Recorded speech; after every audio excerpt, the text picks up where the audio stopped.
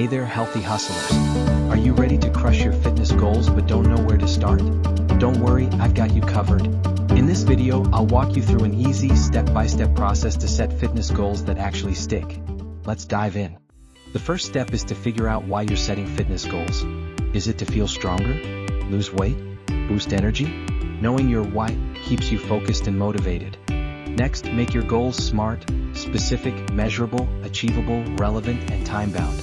For example, instead of saying, I want to get fit, say, I'll run a 5K in 3 months by training 3 times a week. See how much clearer that is? Break your goals into short-term and long-term milestones. For instance, if your big goal is to run a marathon, a short-term goal could be completing a 5K within the first 2 months. Tracking your progress is so important. Whether it's an app, journal, or just a calendar, seeing how far you've come keeps you motivated. Fitness is more fun with friends. Join a class, find a workout buddy, or share your goals with someone who can keep you accountable. Don't forget to celebrate your progress, no matter how small. Treat yourself to something healthy and rewarding, like this delicious post-workout smoothie. So there you have it, simple steps to set and achieve your fitness goals. Remember, it's about progress, not perfection.